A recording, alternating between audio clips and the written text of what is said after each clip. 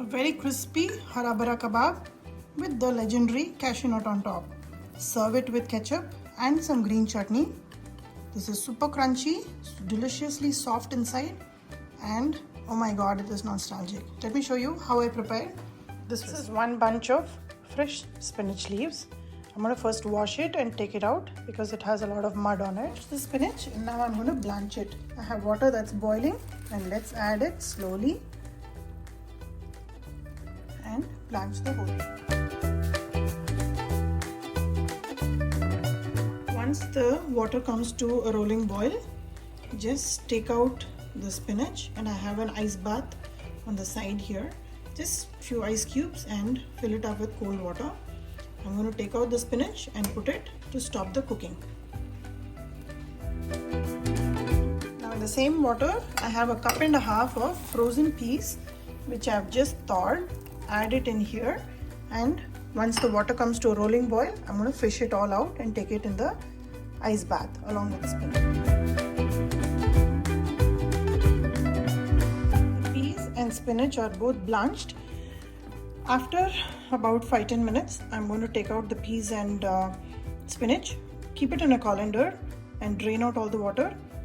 Pass it through my mixie jar and make a nice and coarse paste. This water here has got a lot of nutrition from the spinach and the peas. So when it cools down, you can pour it in your plants and not waste this water. Or you can also use this water in making your dough, chapati dough.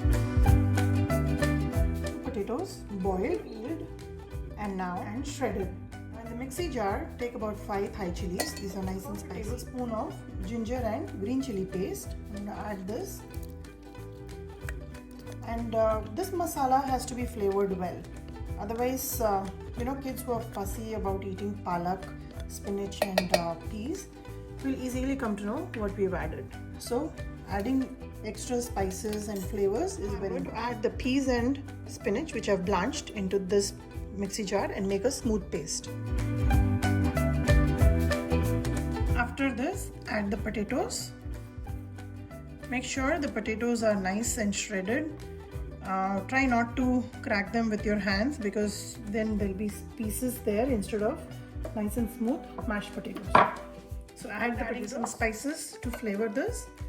Add about half a teaspoon of soft powder, fennel seed powder.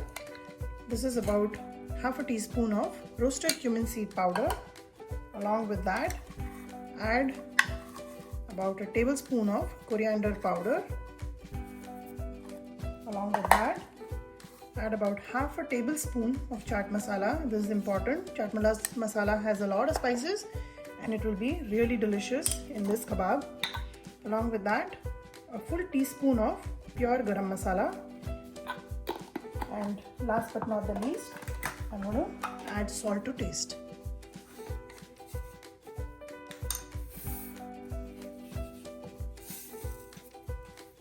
Now I'm going to go ahead and mix it. Now I have mixed everything and you can notice that it still feels a little wet. And this will happen no matter how much you drain out the spinach and the peas, and that is because of the vegetable water that it has. So in this case, there are a couple of options.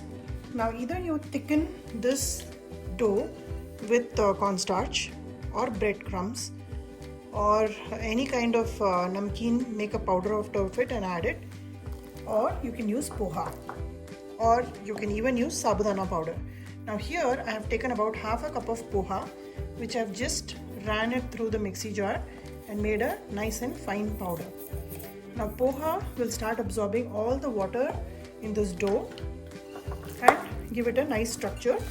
We'll mix it first, let it sit for about 5 minutes and see if it is not wet anymore. It should be nice like a fulka dough. It should be nice and thick, and we should be able to make good amount of kebabs with it. Because since we are going to fry it, it cannot have too much water content, otherwise it will just separate in the oil.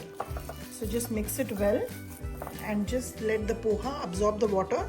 Give it about 5 minutes and then we'll see if we require any more. And it was missing a little bit more of tang and a little bit of salt. So I've added more seasoning. Now I'm going to give it a final mix and check for seasoning. My dry mixie jar, I've taken 1/4 cup of sabudana and 1/4 cup of poha. I'm going to make a fine powder out of it. This is to coat the kebab. It's going to be a coating. It cannot be bland, so add some seasoning. Just some salt is good. So I have the dough ready for kebab. I have the slurry. I've used rice flour. I'm shying away from using glutinous substance like atta or maida, so I'm using rice flour. I've just added a pinch of salt and added some water and made a nice and thin slurry. Don't use a thick slurry. This is sabudana and poha powder with a little bit of salt for coating, and this is the legendary cashew nut, without which this Hara Bhara kebab would not look like kebab. So let me go ahead and start making the kebab. I'm going to use the ice cream scooper, so everything is almost the same size. I'll dunk it in here, dunk it again in here, give it a coating, and then put the cashew nut on. I've prepared the Hara Bhara kebab right now. Few are with cashew nuts and few are not, because few in my house do not like dry fruits. These can be frozen and they stay frozen very well, but in my case I'm going to prepare all of them. There is 3 options. Either you can deep fry, or you can shallow fry, or you can air fry it. In my case I'm going to shallow fry, and I'm also going to show you how it turns out when you deep fry them.